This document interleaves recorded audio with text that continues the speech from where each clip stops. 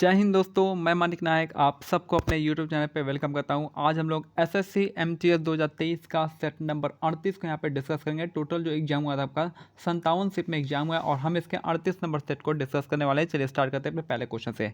पहला क्वेश्चन कह रहा है, किस नर्तक को प्राचीन नृत्य शैली सादिर सादिर के लिए कला वर्ग में पद्मश्री से सम्मानित किया गया था? ये थे आपके मुथुकन मल्ल, इसका करेक्ट आंसर हो जाएगा। और मुथुकन मल्ल जो है आपका, इनको सादिर नृत्य के लिए आपको पद्मश्री से सम्मानित किया गया था।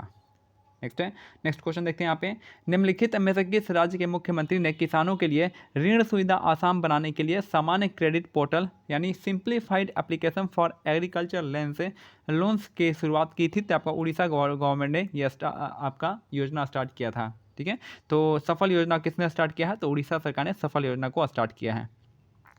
नेक्स्ट है, संस्कृत भाषा जो आपका भारत यूरोपियन यानी इंडो यूरोपियन भाषा परिवार का हिस्सा है। तो संस्कृत किसका हिस्सा है? तो आपका इंडो यूरोपियन का हिस्सा है, यानी भारत यूरोपियन भाषा परिवार का हिस्सा है। नेक्स्ट है, भारतीय संविधान का अनुच्छेद 19 से 22 निम्नलिखित में से किस मौलिक कर्तव्य के अंतर्गत आता है? यह आता है आपका राइट टू फ्रीडम में, स्वतंत्रता का अधिकार के अंतर्गत में आता है।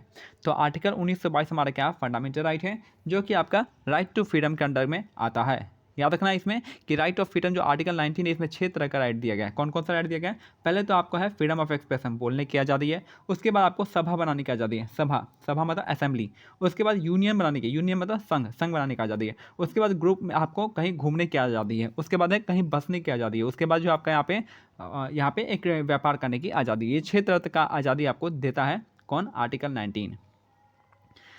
नेक्स्ट है, और याद रखिएगा इनमें से जो आर्टिकल, इन दोनों के बीच में जो आर्टिकल 20 और आर्टिकल 21 है, ये आपका इमरजेंसी में सस्पेंड नहीं हो सकता है किसी भी कीमत पे। ये दिया था आपका 44वें संविधान संशोधन के आधार पर दिया गया था। नेक्स्ट है, डेटा संरक्षण विधेयक 2021 किस मौलिक अधिकार को सुनिश्चित करता है? तो आपका गोपनीयता के अधिकार को। डेटा संरक्षण विधेयक 2021 किस मौलिक अधिकार को सुरक्षित करता है? तो आपका गोपनीयता के अधिकार को। नेक्स्ट है, इल्बर्ट बिल कंट्रोवर्सी जो हुआ था, उसमें ब्रिटेन यहाँ पे इल्बर्ट बिल कंट्रोवर्सी में आपका ब्रिटिश और भारतीय न्यायाधीश के बीच समानता आ गया था।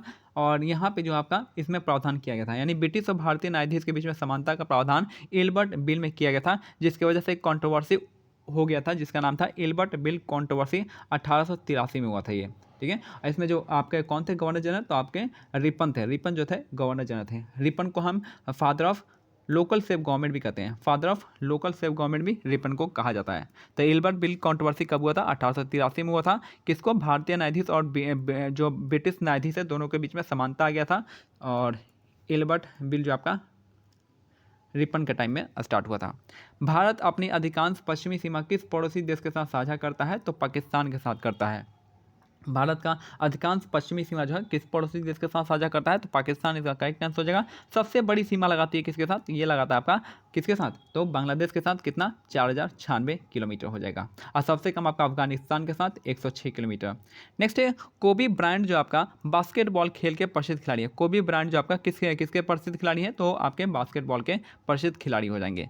नेक्स्ट है, मध्य प्रदेश का गांधी सागर बांध जो है निम्नलिखित में से किस नदी पे बना है? तो मध्य प्रदेश का गांधी सागर बांध जो आपका चंबल नदी पे बना है। चंबल नदी पे और कौन सा बांध है? तो चंबल नदी पे याद रखना आपको एक तो गांधी सागर हो गया, एक जवाहर सागर हो गया, एक राणा प्रताप सागर हो गया। 3 बांध जो है आपका चंबल नदी पे हो जाता है। ठीक है, और कावेरी पे आपका शिव समुद्र कारों में आपका कौन सा हो जाएगा? कावेरी नदी पे मेतूर डैम हो जाएगा, किसराज सागर बांध हो जाएगा। ये दोनों आपका कावेरी नदी पे हो जाएगा।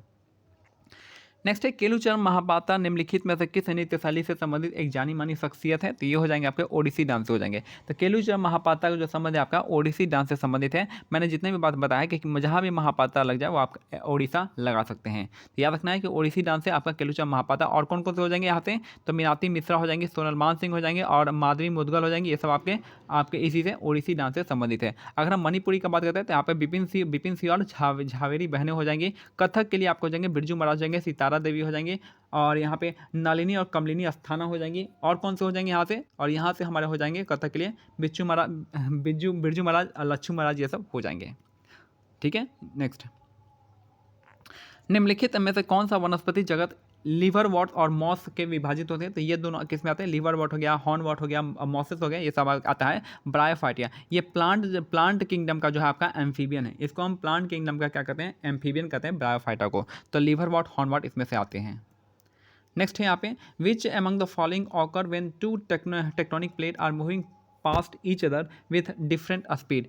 क्या होता है, तो इसमें अर्थक्वेक होता है। याद रखिए जब दो टेक्टोनिक प्लेट आपस में पास पास से गुजरती हैं तो यहाँ पे क्या होता है, आपका अर्थक्वेक होता है। नेक्स्ट है निम्नलिखित में से कौन ओलंपिक पदक जीतने वाला भारत का पहला भारतीय और एशियाई टेनिस खिलाड़ी था, तो ये थे आपके लिएंडर पेस थे। निम्न में से कौन ओलंपिक पदक जीतने वाला पहला भारतीय और एशियाई टेनिस खिलाड़ी था, तो लिएंडर पेस इसका करेक्ट आंसर हो जाएंगे। नेक्स्ट है भारत के किस राज्य के राज्यपाल के रूप में नियुक्त होने के इच्छुक व्यक्ति की न्यूनतम आयु कितनी होनी चाहिए, तो राज्यपाल नियुक्त होने के लिए आपको एज हो चाहिए 35 साल का एज चाहिए। 35 साल इसका करेक्ट आंसर हो जाएगा। 25 साल किसके लिए चाहिए, 25 साल आपका लोकसभा के लिए चाहिए, 21 साल आपका म्यूनिसपालिटी के लिए चाहिए और 18 साल वोट देने के लिए। नाबार्ड 1982 में भारत सरकार द्वारा स्थापित एक शीर्ष वित्तीय संस्थान है।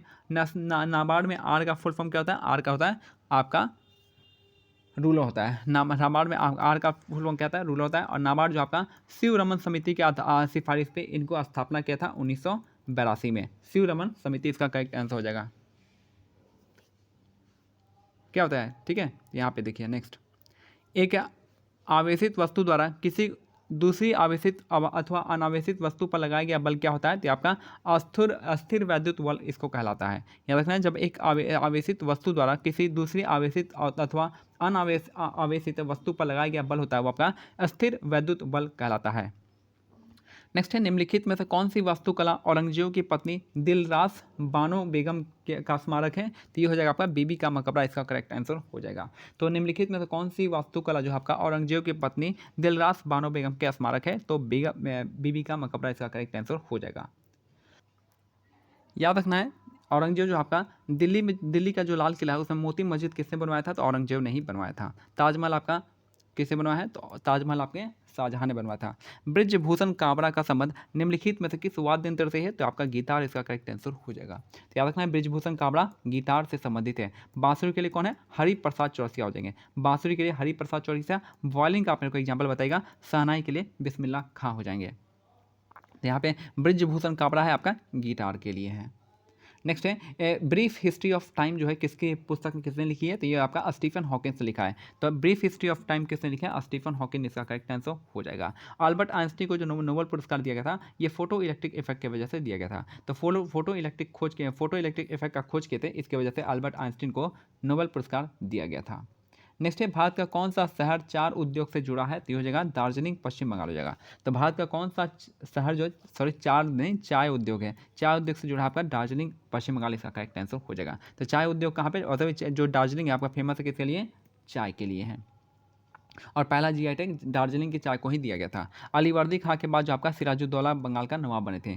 अलीवर्दी खां के बाद जो कौन बना था बंगाल का नवाब, तो आपका सिराजुद्दौला। और इसी के टाइम में जो होता 1757 में कि कौन सी लड़ाई लड़ी गई थी, आपका प्लासी का युद्ध लड़ा गया था। किसके साथ, रॉबर्ट क्लाइव के साथ लड़ाया गया था। इसी के साथ याद रखना है कि सिराजुद्दौला जो है इसमें इसी के टाइम में एक और ट्रेजिडी हुआ था जिसको हम नाम जानते हैं ब्लैक होल ट्रेजिडी। याद रखना ब्लैक होल ट्रेजिडी किससे संबंधित है, तो सिराजुद्दौला से। नेक्स्ट है निम्नलिखित में से कौन सा कोशिकाओं की खोज करने वाला पहला जीव विज्ञानी था, तो ये था आपका रॉबर्ट हुक हो जाएंगे। रॉबर्ट हुक ने पहला आपका डेड सेल खोजा था। ठीक है, तो निम्नलिखित में कौन कोशिकाओं की खोज करने वाला पहला जीव विज्ञानी था, तो आपका रॉबर्ट हुक इसका करेक्ट आंसर हो जाएंगे। नेक्स्ट है क्वेश्चन नंबर 23, निम्नलिखित में से कौन सा कारक जनसंख्या के वितरण को प्रभावित करते हैं, तो कौन प्रभावित करेगा, क्लाइमेट जाहिर सी बातें करेगा, मृदा करेगा, भौगोलिक टॉपिक का भी ये भी करेगा, और जल, सारे के सारे जो है आपका जनसंख्या के लिए वितरण को प्रभावित करते हैं, पॉजिटिवली प्रभावित करता है। नेक्स्ट है कि स्वतंत्रता संग्राम आंदोलन के दौरान महात्मा गांधी जी को ने करो या मरो का नारा दिया था। करो या मरो का नारा जो आपका भारत छोड़ो आंदोलन के दौरान किया गया था। तो किस स्वतंत्रता संग्राम आंदोलन के दौरान महात्मा गांधी ने करो या मरो का नारा दिया था, तो भारत छोड़ो आंदोलन के दौरान कब हुआ था, 1942 में हुआ था। याद रखना है कि 9 अगस्त को आपका 9 अगस्त 1942 को करो या मरो आंदोलन स्टार्ट होने वाला था, लेकिन 8 अगस्त की रात को, यानी रात को 12 बजे ही, 8 अगस्त की रात 12 बजे ही एक अंग्रेजों ने ऑपरेशन जीरो आवर चलाया था, जिसमें जो है आपके सारे कांग्रेस के बड़े बड़े लीडर को जेल में भेज दिया गया था। ठीक है, और अगस्त यहाँ पे जो आपका भारत छोड़ो आंदोलन को ही अगस्त क्रांति मूवमेंट कहते हैं, अगस्त क्रांति मूवमेंट, भारत छोड़ो आंदोलन को। नेक्स्ट है क्वेश्चन में याद रखना इसमें जो आपका दांडी मार्च है, आपका दांडी मार्च किसका पार्ट है, सीडीएम सविनय अवज्ञा आंदोलन का दांडी मार्च है। नेक्स्ट है हैलोवीन, हर वर्ष जो आपका 31 अक्टूबर को मनाया जाता है। तो हैलोवीन जो आपका कब मनाते हैं, तो हर वर्ष 31 अक्टूबर को मनाया जाता है। हैलोवीन डे जो मनाते हैं हम 31 अक्टूबर को हर साल मनाते हैं। तो ये मेरा आज का सेट कंप्लीट होता है। मिलते हैं अगले सेट में, तब तक के लिए जय हिंद, जय भारत, धन्यवाद।